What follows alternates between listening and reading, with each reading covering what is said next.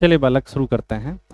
पिछले क्लास में हमने आपको पॉलीगन के बारे में बताया था और पॉलीगन से रिलेटेड हमने कुछ कुछ जो टर्म है उसको हमने कलेक्ट किया था। आज का जो क्लास है वो पॉलिनोमियल के कुछ प्रॉपर्टी को एक्सप्लेन किया जाएगा। इसमें हम angle sum property of polygon को आज शुरू करेंगे। देखो, और हम इसको पढ़ाने का जो बताने का जो मेरा तरीका होगा, इसमें मैं सिंपलर फिगर से शुरुआत करूंगा। मतलब मैं पहले ट्रायंगल के एंगल सम प्रॉपर्टी के बारे में बताऊंगा, फिर क्वाड्रेटल के एंगल सम प्रॉपर्टी के बारे में बताऊंगा, फिर इसको जनरलाइज कर दूंगा।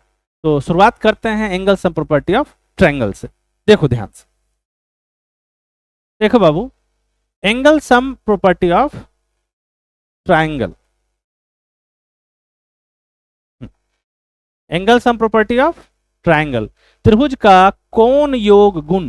अच्छा बाबू, आपको पिछला क्लास यदि याद होगा तो मैंने बताया था पॉलीगन में इंटीरियर एंगल का भी कॉन्सेप्ट है और एक्सटीरियर एंगल का भी कॉन्सेप्ट है। मतलब अंतः कोण का भी कॉन्सेप्ट है और बाह्य कोण का भी कॉन्सेप्ट है। लेकिन यहाँ तो लिख नहीं रहा है कि हम इंटीरियर का बात कर रहे हैं या एक्सटीरियर का बात कर रहे हैं, मतलब अंतः कोण का बात कर रहे हैं या बाह्य कोण का बात कर रहे हैं। तब इस क्वेश्चन को क्या समझेंगे, हम किस पे काम कर रहे हैं। देखो, यदि कुछ नहीं लिखा हो तो हम समझेंगे कि हम इंटीरियर एंगल का बात कर रहे हैं, मतलब अंतः कोण का बात कर रहे हैं, ठीक। और जब बाह्य कोण के बारे में वो काम करवाना चाहेगा तो बोलेगा कि आप एक्सटीरियर एंगल के को फाइंड आउट करें या एक्सटीरियर एंगल के प्रॉपर्टी को आप लिखो, ठीक। तो अभी जो हमारा वेल अंडरस्टूड है कि हम क्या कर रहे हैं भाई, तो अंतः कोण के बारे में काम कर रहे हैं, कोई दिक्कत नहीं। ये कहता क्या है, ध्यान से देखना। The sum of the angle of a triangle is 180 degree. मतलब किसी त्रिभुज के कोणों का, यहां एक चीज छूटा हुआ, योग, ये कितना होता है, 180 डिग्री। आज बताओ, किसी तरह के कोण का बात नहीं कर रहा है, तो हम क्या समझेंगे, कैसा कोण भाई, तो हम समझेंगे कि अंतः कोण का बात कर रहा है, मतलब इंटीरियर एंगल का बात कर रहा है। कोई दिक्कत नहीं। ये कह क्या रहा है कि त्रिभुज के कोणों का योग जो होता है 180 डिग्री, मतलब यदि कोई ट्रायंगल है उसमें जितना एंगल बन रहा होगा उसका सम 180 होगा। और हम जानते हैं कि ट्रायंगल में 3 ही एंगल बनता है, मतलब त्रिभुज के तीनों कोण का यदि हम सम करेंगे तो कितना आने वाला है, 180 डिग्री आने वाला है। तो क्या भाई ये स्टेटमेंट यूनिवर्सल ट्रूथ है? नहीं, ये एक थ्योरम है, ये एक प्रमेय है। और जब भी हम प्रमेय पढ़ते हैं तो उसको स्टेब्लिश करते हैं। तो ये है क्या भाई, ये एक थ्योरम है, मतलब ये एक प्रमेय है। और प्रमेय को स्टेब्लिश करने के लिए मैंने आपको एक स्टेटमेंट बताया था प्रोफेसर जी.एफ. सिमंस का। प्रोफेसर सिमंस कहते हैं कि थ्योरम का 2 भाग होता है, hypothesis and conclusion. We start from hypothesis and reach to conclusion via well defined mathematical step. तो पहले इसमें हाइपोथेसिस क्या है उसको लिखो, कंक्लूजन क्या है उसको लिखिए, और फिर हाइपोथेसिस से स्टार्ट करके कंक्लूजन तक चलते हैं। तो इसमें देखते हैं हाइपोथेसिस क्या दे रखा है, परिकल्पना क्या है। देखो हाइपोथेसिस क्या है बाबू, हाइपोथेसिस दे रखा है, परिकल्पना दे रखा है कि एक त्रिभुज है, मतलब हमको दे रखा है कि ट्रायंगल होगा। मतलब यदि फिगर से आपको यदि मैं बताऊं, यदि आप ध्यान समझते हैं, देखो इधर ये जो दिख रहा है इसके बारे में दे रखा है कि ये एक ट्रायंगल है। मतलब हाइपोथेसिस क्या है, हाइपोथेसिस है कि A B C is a triangle. मतलब ए बी सी एक त्रिभुज है, ये हमारा हाइपोथेसिस है, मतलब क्वेश्चन में प्रोवाइडेड किया हुआ है। और कंक्लूजन क्या है, निष्कर्ष क्या है, तो निष्कर्ष है कि इसके तीनों एंगल का सम, मतलब angle A plus angle B plus angle C, ये कितना आने वाला है, 180 डिग्री। ये कंक्लूजन। और हम कहां से स्टार्ट करेंगे, हाइपोथेसिस से, और जाएंगे कंक्लूजन तक। और कैसे जाएंगे भाई, तो हम मैथमेटिकल स्टेप का यूज करेंगे। यहां मैथमेटिकल स्टेप क्या यूज करेंगे, ये बहुत इंटरेस्टेड है। आपको पिछले कुछ क्लास में मैंने आपको कंस्ट्रक्शन के बारे में पढ़ाया था और मैं बताया था कंस्ट्रक्शन एक इंपॉर्टेंट टूल है जिसके सहारा से हम ज्योमेट्रिकल प्रॉब्लम को रिड्यूस कर सकते हैं, उसको काफी अच्छा से बना सकते हैं, दिक्कत नहीं। तब यहां पर जो मैं इसको प्रूव करूंगा उसमें मैं कंस्ट्रक्शन का यूज करूंगा। अब क्वेश्चन है कैसा कंस्ट्रक्शन करेंगे, और जब मैं कंस्ट्रक्शन आपको बता रहा था तो मैं आपको बताया था कंस्ट्रक्शन करते समय मैं एक डिसिप्लिन फॉलो करता हूं, एक रूल फॉलो किया जाता है। आंख बंद करके कंस्ट्रक्शन नहीं करते हैं। क्या डिसिप्लिन है भाई, कि एक बार में कंस्ट्रक्शन को एक ही प्रॉपर्टी देकर करते हैं। तो स्टार्ट करते हैं कंस्ट्रक्शन किया, मैं अगले पेज में इसको फिर से लिखता हूं। देखो बाबू,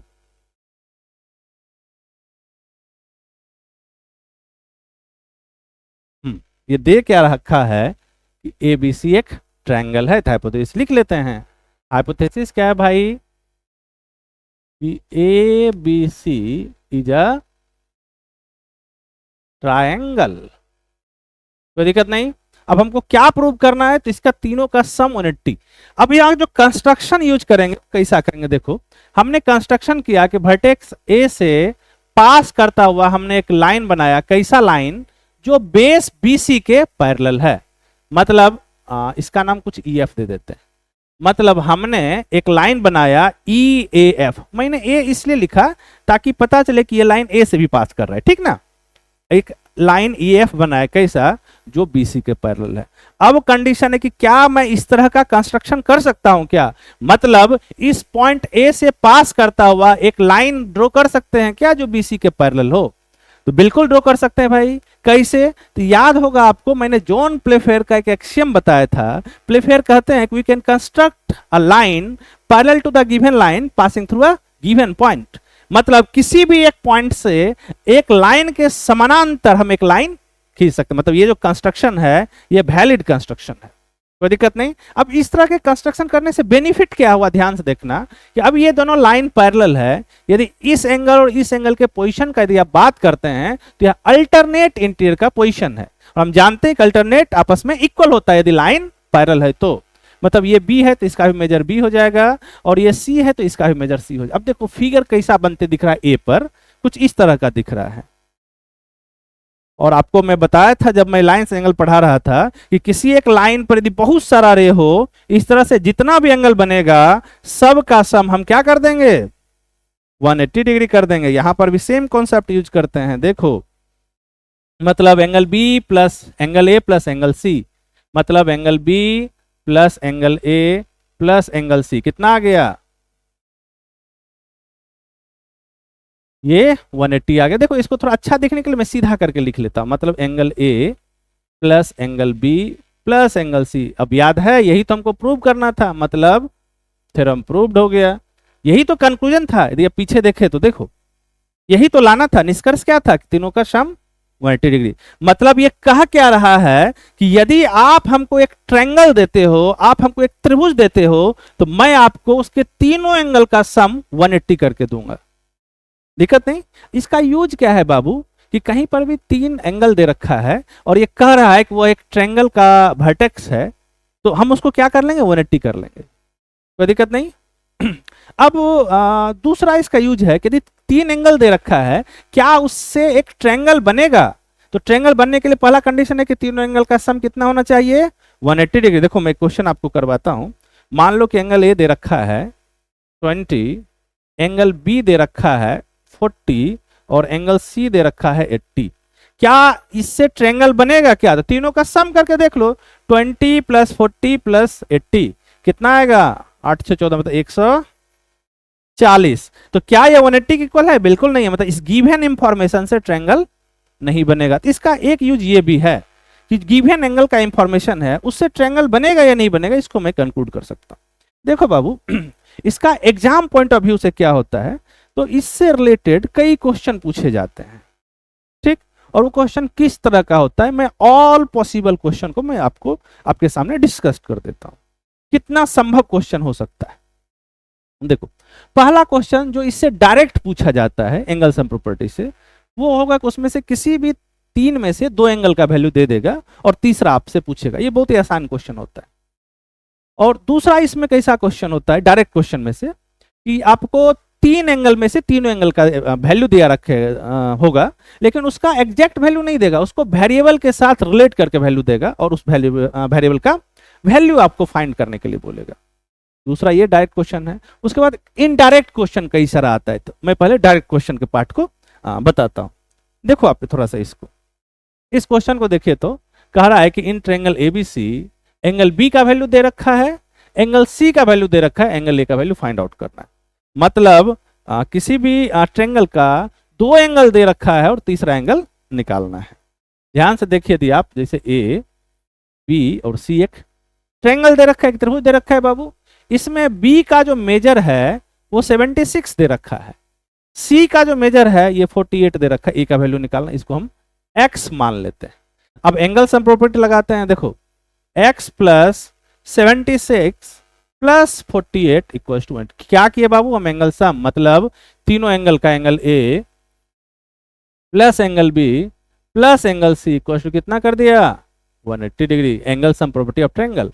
अब ये किस में कन्वर्ट हो गया, यह linear equation in one variable में कन्वर्ट हो गया। अब इसको सॉल्व करते हैं, देखो x प्लस इसको जोड़ो 8 6 14 और 7 4 11 1 12। अब इसको उधर भेज दो तो x इक्वल कितना आ गया, दिक्कत नहीं बाबू, हमारा आंसर आ रहा है वो 56 आ रहा है।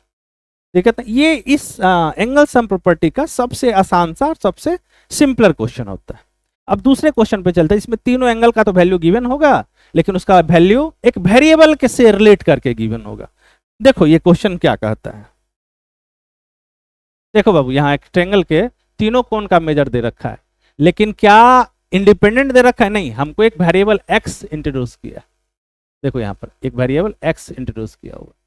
अब पूछेगा कि इस आपका जो वेरिएबल है x का क्या वैल्यू होगा, और ये क्वेश्चन CGL का है।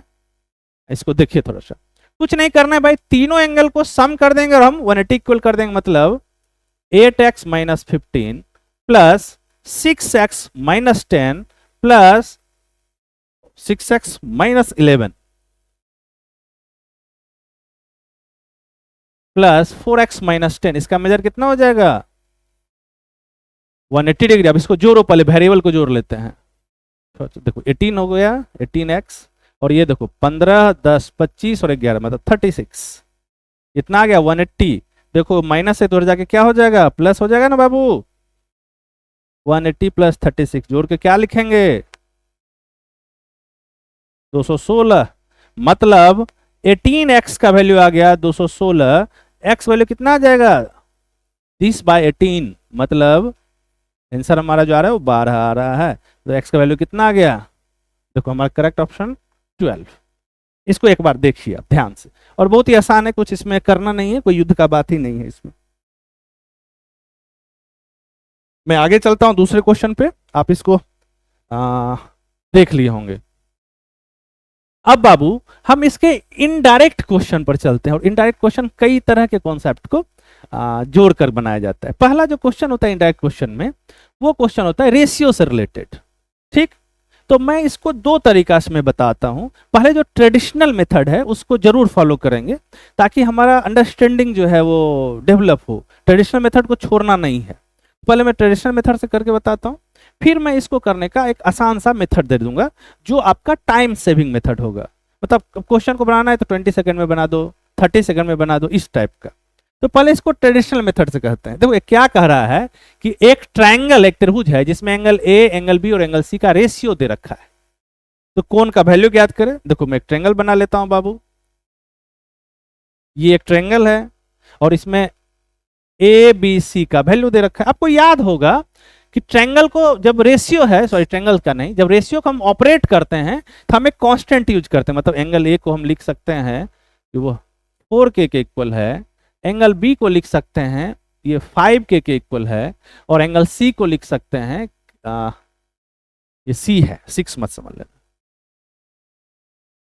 एंगल सी को लिख सकते हैं ये 6k के। आपको मैं एक दिन काम भी दिया था, आप पता नहीं किए कि नहीं किए हैं, कि जब मैं रेशियो ऑपरेट करता हूं तो सेम कांस्टेंट क्यों ले रहे हैं, अलग अलग क्यों नहीं ले सकते। देखो हालांकि जब मैं बताऊंगा तो मैं तो बताऊंगा ही, अभी बस आगे चलते। अब देखो ये ट्रायंगल का तीनों एंगल दे रखा है, मतलब ये दे रखा है 4k, 5k और 6k। अब हमको कह रहा है कि इसका कोण का मान, मतलब एबीसी का वैल्यू निकालो। अब देखो तीनों एंगल का को जोड़ेंगे और क्या आने वाला है बाबू 180 डिग्री। कैसे, तो bye angle sum property of triangle, मतलब 4k plus 5k plus 6k, ये कितना आएगा 180। अब देखो ये वन वेरिएबल इक्वेशन में कन्वर्ट हो गया, इसको सॉल्व कर लेते हैं। 4 10 और 5 ये 15k इक्वल टू 180 डिग्री, इसको सॉल्व कर लो। k का वैल्यू कितना आ गया 12, दिक्कत नहीं। अब ज्यों ही k का वैल्यू 12 है, देखो a का वैल्यू कितना है 4k, तो 4 इंटू 12 कर लिया, यह कितना 5 इंटू 12, ये कितना 6 इंटू 12, मल्टीप्लाई करके लिख लो। देखो क्या आएगा 48 ये कितना आएगा 60 और ये कितना आएगा ये 72। ये हमारा आंसर हो गया। इसमें और क्या क्या पूछ सकता है, सिर्फ यही पूछता है। अब इसमें पूछ लिया कि बताओ सबसे लार्जेस्ट एंगल क्या है, तो वह सबसे लार्जेस्ट एंगल 72 है। सबसे स्मॉलेस्ट क्या है, ये 48 है। अब कह रहे लार्जेस्ट और स्मॉलेस्ट का डिफरेंस पूछ लेता है, तो लो माइनस कर दो, कोई दिक्कत नहीं। तो इस तरह का क्वेश्चन पूछता है। और हमारा ये जो मेथड है ये ट्रेडिशनल मेथड, बहुत समय से मैं इसको फॉलो करता हूँ। कोई भी मैथमेटिक्स पढ़ने वाला बच्चा जो भी स्कूल में पढ़ा होगा इसको ही फॉलो करता है। अब इस क्वेश्चन को करने में हमको एक टाइम टेकिंग थोड़ा सा प्रोसेस लगा। इसको कैसे सॉर्ट करेंगे, देखो यदि आप अलजेब्रा ठीक ठाक तरीका से पढ़े होंगे तो अलजेब्रा में रेशियो और फ्रैक्शन में एक इक्विवेलेंस हम स्टेब्लिश कर सकते हैं। मतलब रेशियो को फ्रैक्शन में कन्वर्ट कर देंगे, और ज्यों ही चीज को फ्रैक्शन में कन्वर्ट किए हमको बनाना आसान होता है। तो मैं एक जनरल प्रॉब्लम लेकर के पहले मैं फ्रैक्शन में कन्वर्ट करना सिखाता हूं, और फिर मैं उसका यूज करके इस क्वेश्चन को, इसके बाद आगे वाले क्वेश्चन को भी मैं बताऊंगा। तो मैं एक जनरल कॉन्सेप्ट से शुरू करता हूं। मान लो बाबू कि कोई एक ट्रेंगल है, और उस पहले बना लेते हैं फिर तो ये एक मान लो ट्रेंगल है, तो मैं उधर साइड में लिख लेता हूं। ये एक ट्रेंगल है, इसका एंगल ए बी सी है। अब इसके एंगल में हमको रिलेशन दे रखा है, मतलब angle A is to B is to C. मैं एंगल लिख देता हूं, नहीं तो कंफ्यूजन हो सकता है बाद में। ऐसा कुछ दे रखा है, और इसके एंगल में रिलेशन है A is to B is to C. कोई दिक्कत नहीं। अब हम इसको फ्रैक्शन में कैसे बदलेंगे, मतलब ए जो होगा ये पूरे एंगल का कितना पार्ट होगा, बी जो होगा ये पूरे एंगल, मतलब पूरे एंगल कितना है 180 है ना, मतलब ए जो है वो 180 का कितना पार्ट होगा, बी जो है वो 180 का कितना पार्ट होगा, और सी जो है वो 180 का कितना पार्ट होगा। तो हम फ्रैक्शन में इसको कन्वर्ट करके आपको मैं बता देता हूं।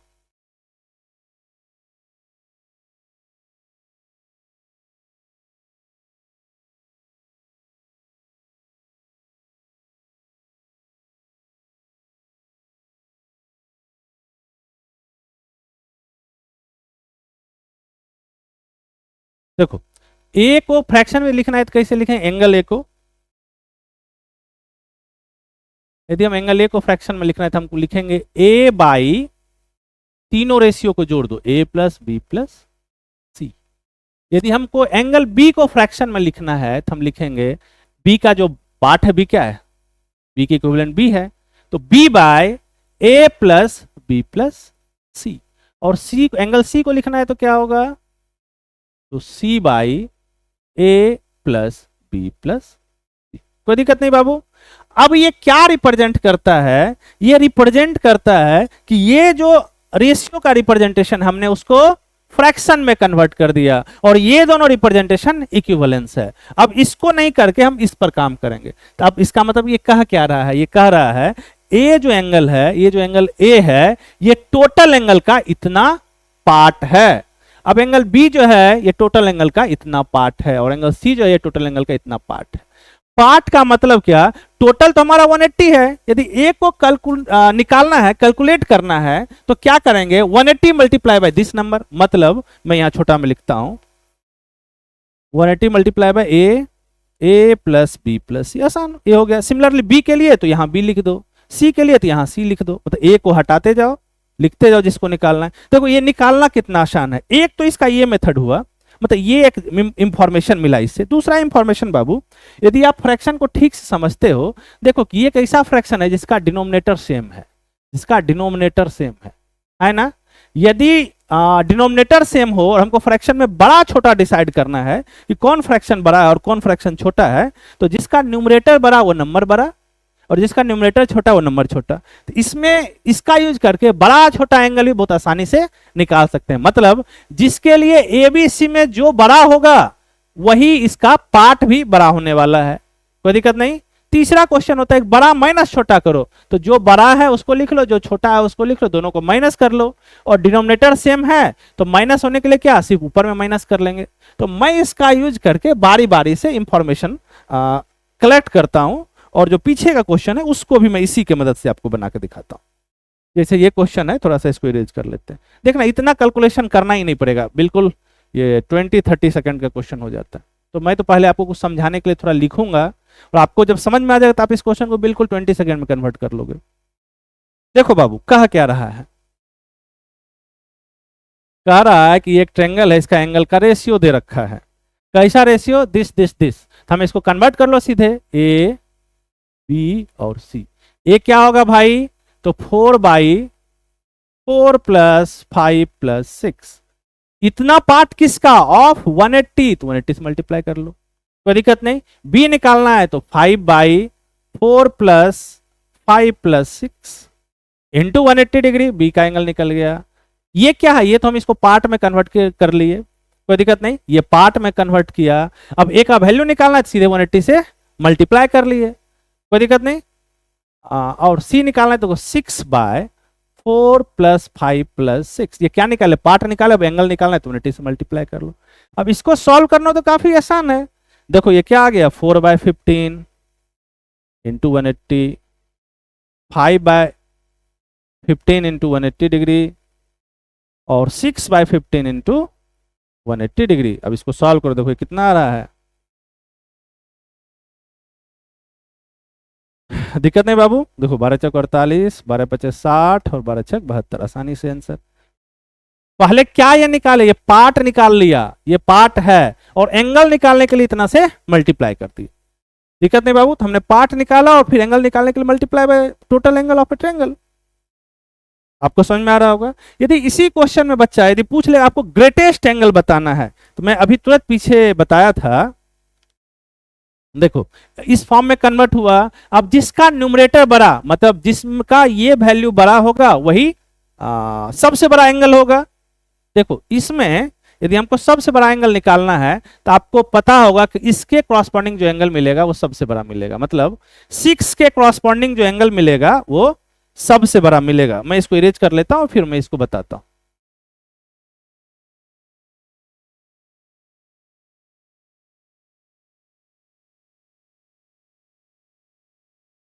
देखो बाबू सबसे बड़ा कौन सा है? 6 है, मतलब सबसे बड़ा एंगल क्या होगा? सी।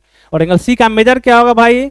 तो 6, पहले पार्ट में कन्वर्ट कर लें, 6/4 + 5 + 6 पार्ट में कन्वर्ट हो गया। अब एंगल निकालना है तो देन मल्टीप्लाई बाय 180 डिग्री, खत्म। तो 6/15 इंटू 180, मतलब 12×6 72, 72, खत्म हो गया। अब हमको लिस्ट एंगल निकालना हो तो सबसे छोटा ये है ना, तो 6 जगह 4 लिख देंगे, मतलब 4/ ये पूरा और ये पूरा हम ऐड करके लाए कितना आया था? 15। ये पार्ट में कन्वर्ट हो गया, एंगल निकालने के लिए 180 से मल्टीप्लाई कर दो, कितना आ गया? 48। अब पूछेगा कि बताओ ग्रेटेस्ट और लिस्ट में अंतर निकालना, डिफरेंस निकालना है, तो कैसे निकालेंगे? तो देखो बाबू फ्रैक्शन का डिनोमिनेटर सेम ही है और फ्रैक्शन का डिनोमिनेटर सेम है, तो माइनस करने का क्या तरीका हो सकता है? सिर्फ न्यूमरेटर को माइनस कर दो, मतलब इसको माइनस कर दो। 6 - 4, क्यों 6? क्योंकि बड़ा सबसे बड़ा जो रेशियो है 6 है और सबसे छोटा रेशियो जो 4 है, कोई दिक्कत नहीं। अब टोटल को डिवाइड कर दो, 4 + 5 + 6 इंटू 180 डिग्री, मतलब 2/15 इंटू 180 डिग्री। यहाँ कटा और 12 आया, कोई दिक्कत नहीं। यदि आपको समझ में आ रहा होगा 15 12, हाँ जो डिफरेंस है वो 24 है, कोई दिक्कत नहीं।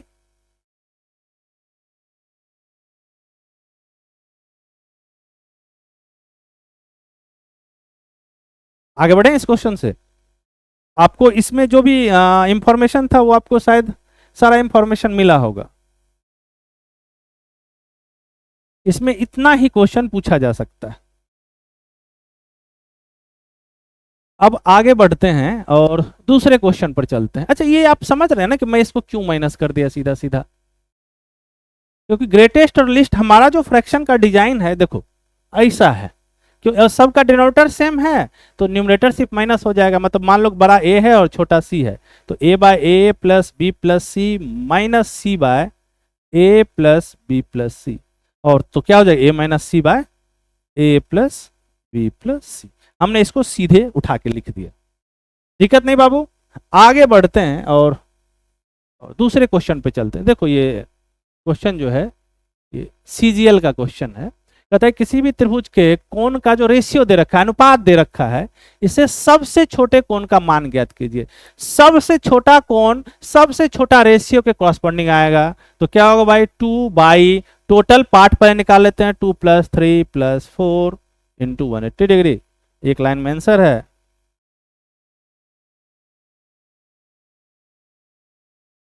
आंसर कितना आ गया?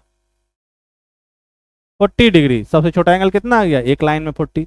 क्या पता यही पूछे कि और भी पूछ सकता है। यदि ग्रेटेस्ट पूछे तो क्या करेंगे बाबू? तो 4 बाय पूरे 2 + 3 + 4 इंटू 180 डिग्री। कोई दिक्कत नहीं। ग्रेटेस्ट माइनस लिस्ट पूछे तो 4 - 2 बाई 2 + 3 + 4 मल्टीप्लाई 180 डिग्री। आप हर एक पॉसिबिलिटी को जरूर डिस्कस करो। ऐसा थोड़ी कि जो क्वेश्चन अभी दे रखा है वही क्वेश्चन बाद में भी पूछेगा। क्वेश्चन तो अलग पूछ सकता है, दिक्कत नहीं, लेकिन इतना ही पॉसिबल क्वेश्चन होता है। आप एक बार इसको जल्दी इसको नोट करिए। मैं हटता हूं सामने से।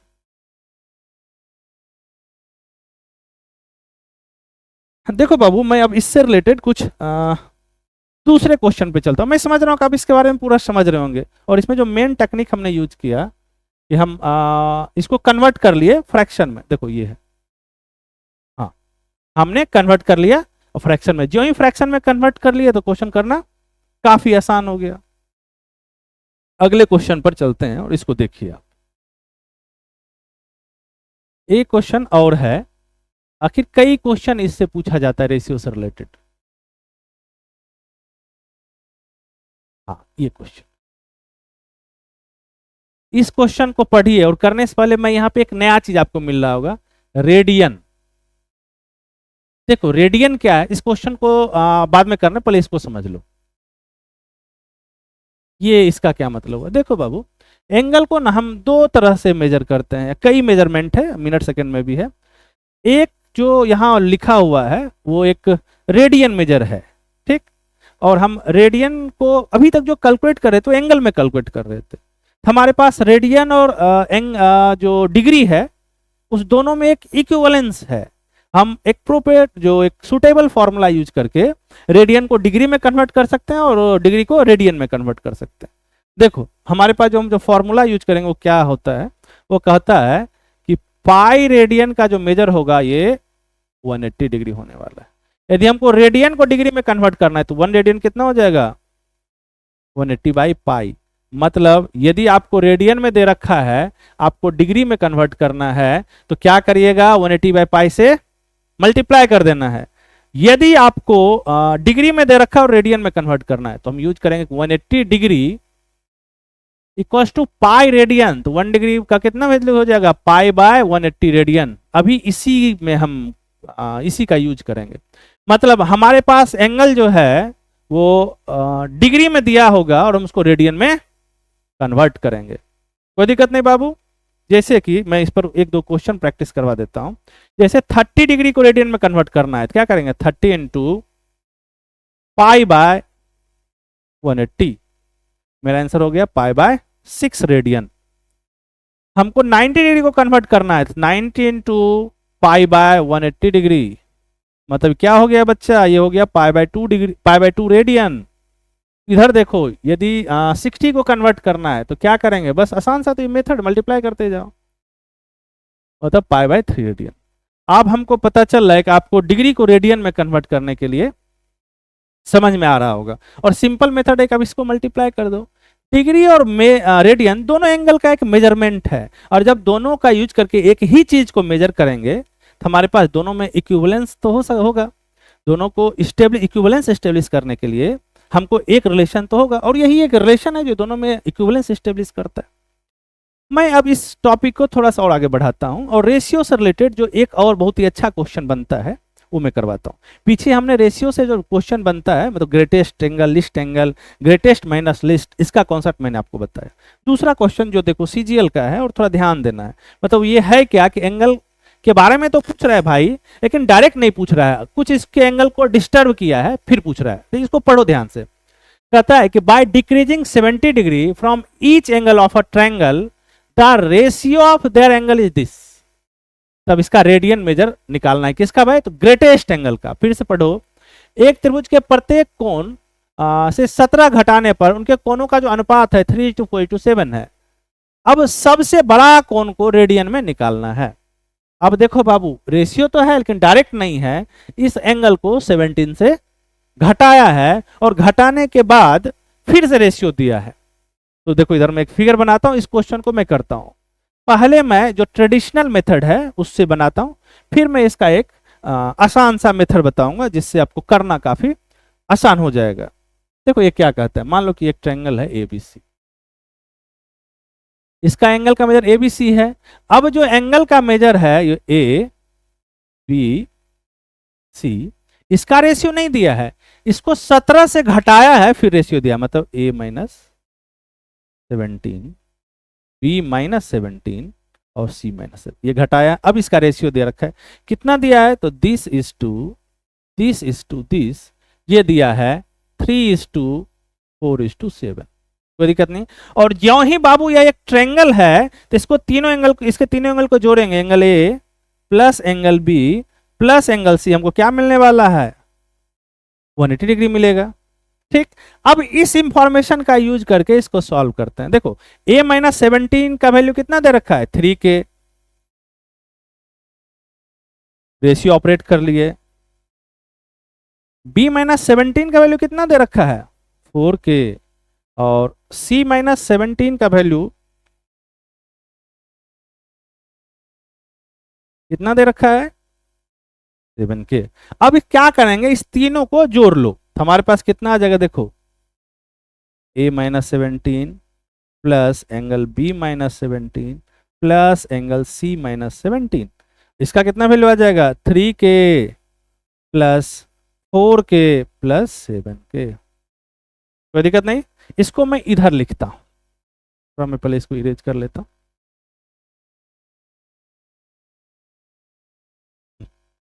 अब इसको जोड़ो तो लिखो क्या आ जाएगा, आ जाएगा angle A plus angle B plus angle C. देखो 17 कितना बार है, एक इधर 1 2 और 3 टाइम्स है, तो कितना हो जाएगा भाई 3 बार इसको ऐड करना पड़ेगा, माइनस है तो -51। और इसका सम इधर कितना आया भाई, तो देखो 7 + 3 10 और 4 मतलब 14 के। और बताओ ये तीनों क्या है, ट्रायंगल का एंगल है भाई, और ट्रायंगल के तीनों एंगल का यदि हम सम करेंगे तो कितना आता है 180 डिग्री। तो मतलब हमारा जो एक्सप्रेशन बना 180 - 51 = 14k। कोई दिक्कत नहीं। इसको सब्सट्रैक्ट करके लिखते हैं, देखो कितना बचेगा 9 2 और 1 129 = 14k। और k का वैल्यू कितना आ जाएगा बाबू 129/40। दिक्कत नहीं। अब हमने k का वैल्यू निकाल लिया, अब k को हमने इसमें सब्स्टिट्यूट करेंगे हम, और हमारा आंसर तो आते जाएगा। ध्यान से देखना, यही हमारा तो रेशियो था, कोई दिक्कत नहीं। अब हमको लार्जेस्ट एंगल निकालना है, तो लार्जेस्ट एंगल किससे कॉरस्पॉन्डिंग आएगा, इसके कॉरस्पॉन्डिंग आएगा। कोई दिक्कत नहीं ना। तो मतलब हम अब यहां पर वैल्यू पुट करते हैं। देखना मैं इसको इरेज करता हूं थोड़ा इधर।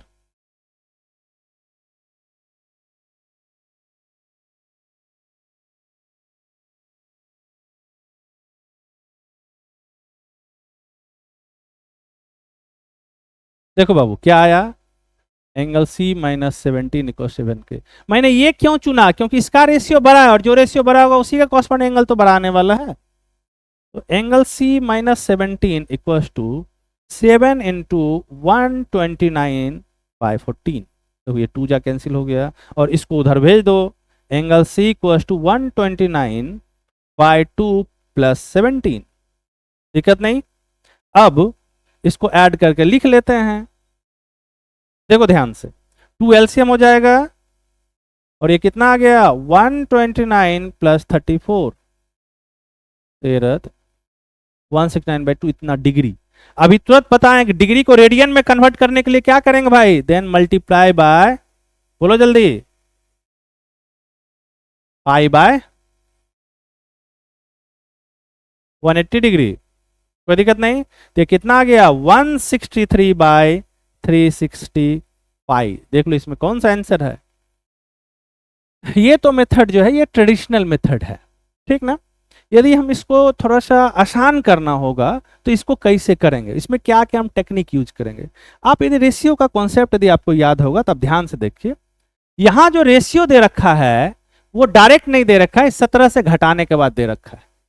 तो मैं पहले ये ढूंढ लूंगा कि 17 से घटाने के बाद जिस नंबर को हम डिवाइड कर रहे हैं इस रेशियो में वो रेशियो क्या होगा, कोई दिक्कत नहीं। और फिर उस रेशियो का यूज करके हम रेशियो का कॉन्सेप्ट यूज कर लेंगे, सीधा सीधा रेशियो को फ्रैक्शन में कन्वर्ट कर लेंगे और फ्रैक्शन को सीधा मल्टीप्लाई करके वैल्यू निकाल लेंगे। तो हम इसका यूज करते हैं और इसका मैं एक आपको आसान सा टेक्निक देता हूं, देखो ध्यान से। अच्छा, यहां जो लिख रहा है कि वो डिक्रीज किया हुआ है, हो सकता है कि आंसर जो है वो इंक्रीज करके आपको दे कि 17 से बढ़ा दे, तब कैसे करेंगे। ठीक, तो डिक्रीज और इंक्रीज करने के लिए मैं एक आसान सा सिंबल अडॉप्ट करता हूं, ध्यान से देखना। ये बहुत इंपॉर्टेंट टॉपिक है आपका, अब बहुत आसान कर देगा क्वेश्चन को।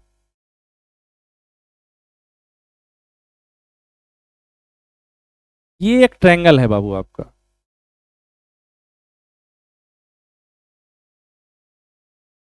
एबीसी। अब इस ट्रायंगल के तीनों एंगल का मेजर दिया है, उसका एंगल का मेजर ए है, दूसरे का बी है और तीसरे का मेजर, ठीक ना। अब एक नोटेशन हम यूज करते हैं, मान लो इसके हर एक एंगल को 10 से घटा दिया जाए, इसको क्या लिखेंगे, एंगल ए 10 से घटा दिए, इसको भी 10 से घटा दिए, इसको भी 10 से घटा दिए। अब दूसरा है कि हर एक एंगल को 20 से बढ़ा दो, तब क्या लिखेंगे, ऐसा लिख सकते हैं। अब देखो हम इसके लिए एक आसान सा सिंबल अडॉप्ट कर लेते हैं, घटाने और बढ़ाने दोनों के लिए हम एक क्वांटिटी के का यूज करेंगे। मतलब अब इसके एंगल को के से चेंज कर दें, चेंज का बाबू दो मतलब होता है, या तो वैल्यू बढ़ा दो या तो वैल्यू घटा दो। ठीक, के से चेंज किए, यदि इसका वैल्यू इंक्रीज करवा रहे हैं, बढ़ा रहे हैं तो प्लस साइन यूज करेंगे, और डिक्रीज करवा रहे हैं तो माइनस साइन यूज कर लेंगे। देखो इसी क्वेश्चन को यदि हम करते हैं, अब मान लो कि इसको के से इंक्रीज करवाए हैं, ठीक, अब जो एंगल है, ओह इसको क्यों मिटा दिया, ठीक है मैं फिर से लिख दूंगा।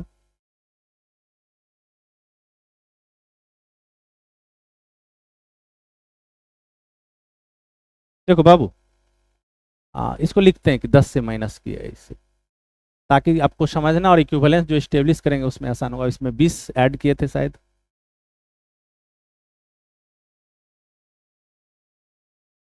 अब हम बताए कि किसी भी नंबर को के से इंक्रीज करो या के से डिक्रीज करो, हम जो एक्सप्रेशन लिखेंगे वैसे लिखेंगे, ए प्लस के, बी प्लस के और सी प्लस। यदि इंक्रीज हो जाए तो हम प्लस यूज करेंगे और डिक्रीज हो जाए तो माइनस यूज करेंगे। अब पहला क्वेश्चन है कि उसको 10 से इंक्रीज करवा दिए, तो 10 से इंक्रीज तो प्लस 10 यूज करेंगे, तो के की जगह पे प्लस 10 पुट कर दो। देखो ये दोनों एक ही चीज हो जाएगा, मतलब हमको ऐसे लिखने से अच्छा है कि हम ये एक सिंबल अडॉप्ट कर लेंगे। देखो तो के से डिक्रीज था ना, तो के से डिक्रीज है तो हम माइनस यूज करेंगे भाई, डिक्रीज के लिए माइनस। देखो इसमें पुट करो ध्यान से, A plus minus 10, B plus minus, थोड़ा पेशेंस से समझिएगा, क्वेश्चन को एक लाइन में खत्म कर देगा।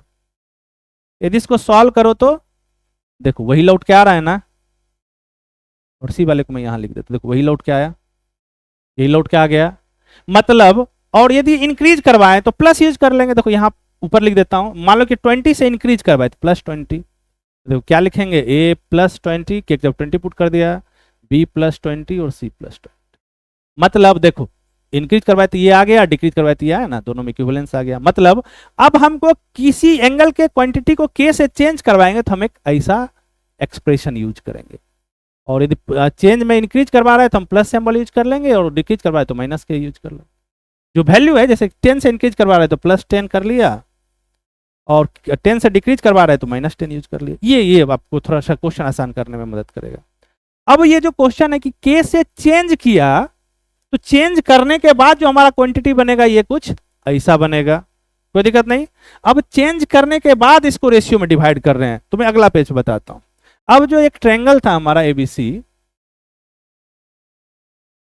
इसके एंगल को के से चेंज कर दिया था, हमारा जो बचा वह ए प्लस के बचा, बी प्लस के बचा और सी प्लस के बचा, कोई दिक्कत नहीं। अब इसका रेशियो जो है वो a/2 B/C दे रखा है, दिक्कत नहीं बाबू। अब देखो, अब क्या ABC को डिवाइड करना है इस रेशियो में? तो बिल्कुल नहीं। किसको डिवाइड करना है भाई? इसको डिवाइड करना है। इस टोटल को जोड़ो, देखो क्या आता है। इसको यदि जोड़ेंगे तो हमारे पास जो एक्सप्रेशन आएगा A+K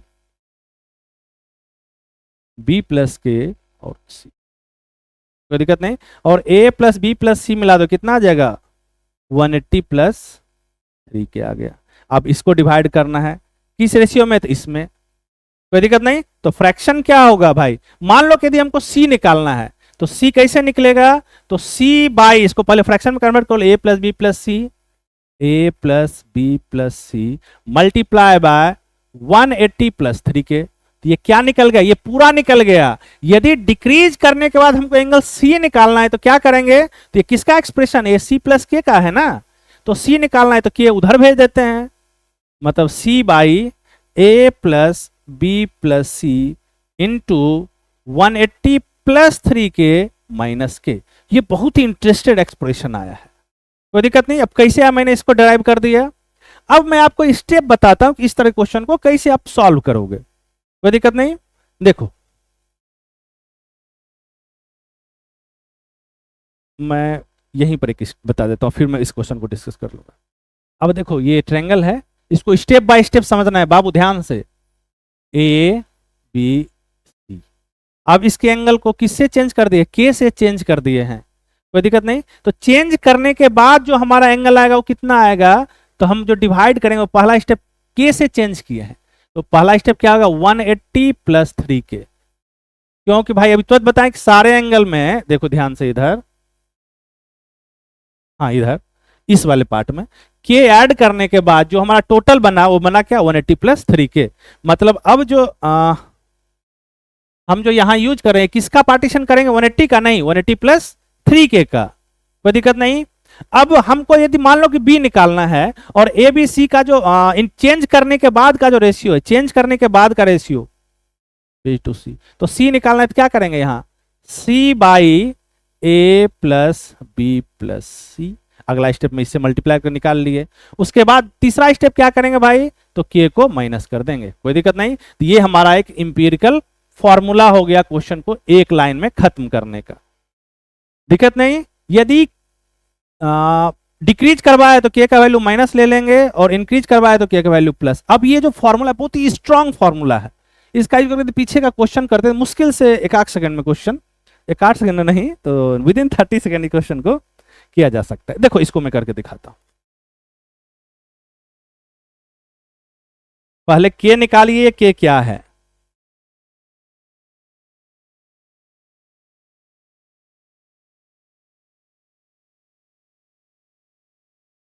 देखो बच्चा ध्यान से देखना, देखो 17 से डिक्रीज कर लिया तो K का वैल्यू सीधे रख दो -17। अगला स्टेप क्या निकालना है भाई? तो 180 + 3K, मतलब 180 + 3 इंटू -17, मतलब 180 - 51, इसको माइनस करो 9 2 और 129, ये निकल गया, कोई दिक्कत नहीं। अब अगला स्टेप में मेरा क्या था? देखो ग्रेटेस्ट निकालना है, तो ग्रेटेस्ट इसके क्रॉसपॉन्ड निकलेगा, मतलब अगला स्टेप में निकालना है 7 बाई, इस सबको ऐड कर लो तो 7 + 3 10 प्लस मतलब 14 इंटू स्टेप 1, मैं बार बार लिख देता हूं इसको ध्यान से, पहले इसको फाइंड आउट कर लो। स्टेप 2 कहता है कि इस नंबर का को इससे मल्टीप्लाई करो भाई 129, कोई दिक्कत नहीं, मतलब 129/2 आ गया। और तीसरा स्टेप कहता है कि इसमें K को माइनस कर दो, देखो यही तो है। पहला स्टेप में इसको कैलकुलेट किया, दूसरा स्टेप में इससे मल्टीप्लाई करते हैं, तीसरा स्टेप में K माइनस कर देते हैं।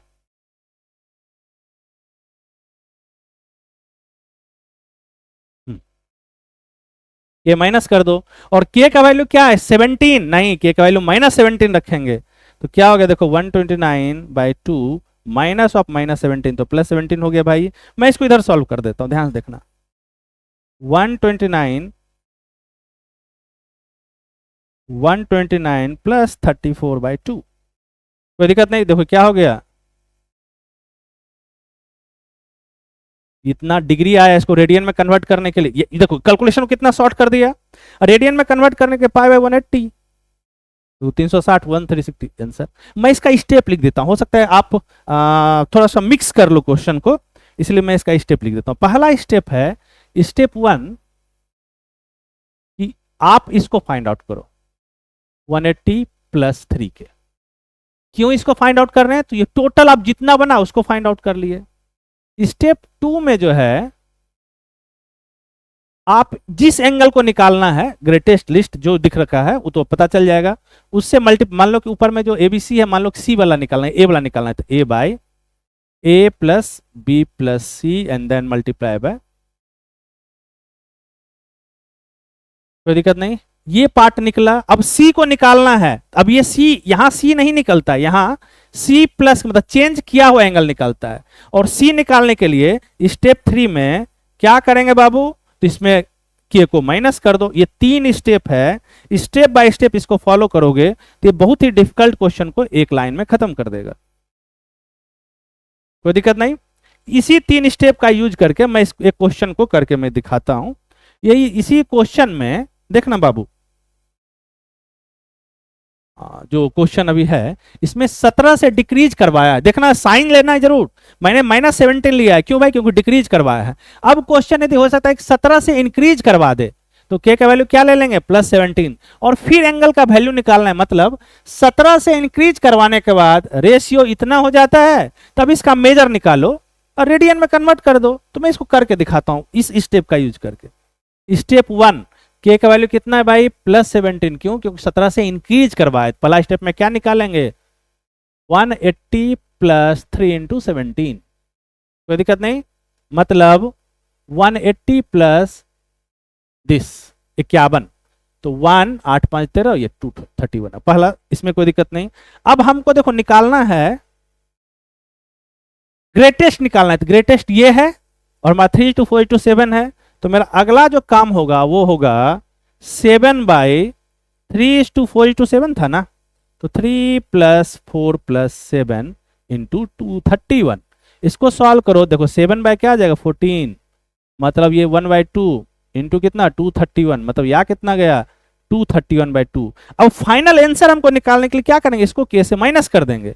और के कितना है भाई 17, मतलब कितना आया, इधर मैं लिख रहा हूं थर्ड स्टेप के लिए बाबू, 231/2 - 17, मतलब 231, मैं इसको थोड़ा सा इरेज कर लेता हूं, 231/2 एलसीएम ले लेते हैं, तो ये हो जाएगा 34। इसको माइनस कर लो, 231 में 34, कोई दिक्कत नहीं। कितना आ गया 197/2। इसको रेडियन में कन्वर्ट करना है तो π/180, आसान सा काम है। जिसको भी ये स्टेप समझ में आया, एसएससी सीजीएल विजिएल का क्वेश्चन बहुत आसानी से वो 30 सेकंड में कर देगा। 1-2 बार बस प्रैक्टिस का जरूरत है और इसको बहुत आसानी से कन्वर्ट कर देगा। इस पर आप कई क्वेश्चन का प्रैक्टिस जरूर करो। आप कहीं डिफरेंट सोर्स से या एसएससी सीजीएल का आप कहीं से क्वेश्चन बैंक ले लो, और इससे ज्यादा नहीं पूछेगा। अभी तो मैं शुरुआत ही किया हूं, मैंने आज बस रेशियो वाले क्वेश्चन का 2 पार्ट बताया, अभी और सारा पार्ट है। तो मिलते हैं अगले क्लास में। मैं आपको विश्वास दिलाता हूं कि आप क्वेश्चन को 30 सेकंड में रिड्यूस करने का आपके पास हिम्मत हो जाएगा। आप बस एक छोटा सा कॉपी बनाओ और इस तरह के ट्रिक को स्टेप बाय स्टेप जो मैं बता रहा हूं वैसे लिखो। दिक्कत नहीं बाबू, मिलते हैं अगले क्लास में। Thank you.